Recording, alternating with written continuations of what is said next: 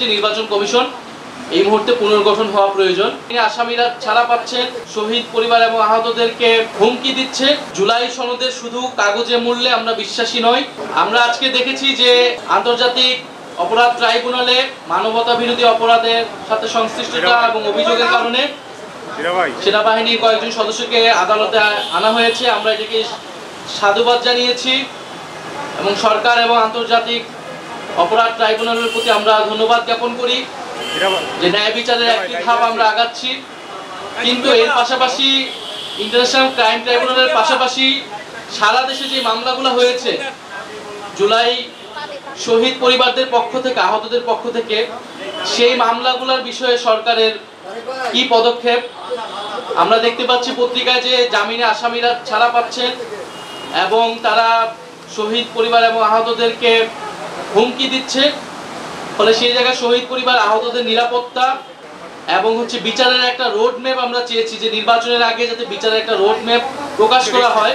যে প্রায় 800 মতো মামলা হয়েছে, এই মামলাগুলোর এখন অবস্থা কি এবং সেগুলো কিভাবে পরিচালিত হবে, কতদিনের মধ্যে সেটা কোন প্রক্রিয়া সম্পন্ন হবে। দ্বিতীয়ত আমরা জুলাই সনদ নিয়ে কথা বলেছি। যেহেতু জুলাই সনদ স্বাক্ষর অনুষ্ঠান আয়োজিত হয়েছে এবং জাতীয় নাগরিক পার্টি সেখানে অংশগ্রহণ করে নাই, ফলে আমরা আমাদের অবস্থান সরকারের কাছেও তুলে ধরেছি, ঐক্যমত্য কমিশনের কাছেও আমরা তুলে ধরেছি। আমরা সেই কথাগুলোই পুনর্ব্যক্ত করেছি যে জুলাই সনদের শুধু কাগজে মূল্যে আমরা বিশ্বাসী নই। ফলে জুলাই সনদ বাস্তবায়নটা কিভাবে হবে সেইটার সম্পর্কে নিশ্চয়তা পাওয়ার পরে আমরা স্বাক্ষর করব। সেক্ষেত্রে জুলাই সনদ আমরা একটি সাংবিধানিক আদেশের কথা বলছি, যে আদেশটা ডক্টর মোহাম্মদ ইউনূস প্রধান হিসেবে উনি জারি করবেন। কারণ জুলাই গণ অভ্যুত্থানে জনগণের যে সার্বভৌম ক্ষমতা সেটার একমাত্র বৈধতা ডক্টর মোহাম্মদ ইউনূসেরই আছে, সেটা প্রেসিডেন্ট চুপ্পুর নাই।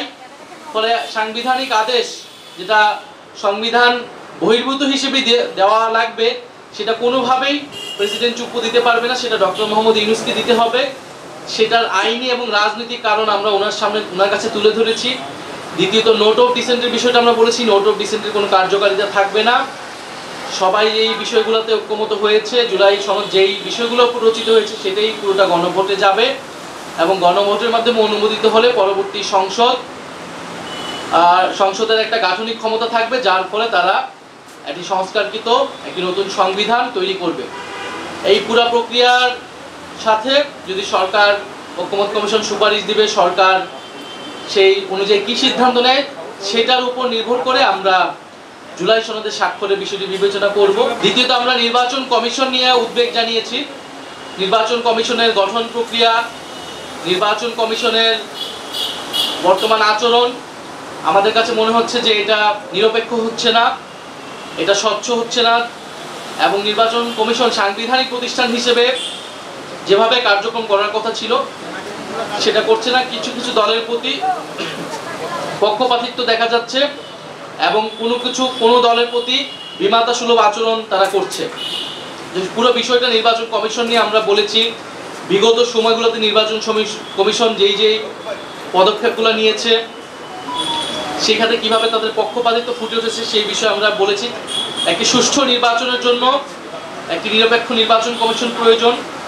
সুষ্ঠু নির্বাচন যদি না হয় এর দায় সরকারের উপরও আসবে। ফলে আমরা সরকারকে সেই বিষয়টি অবহিত করেছি এবং আমরা মনে করি যে নির্বাচন কমিশন এই মুহূর্তে পুনর্গঠন হওয়া প্রয়োজন।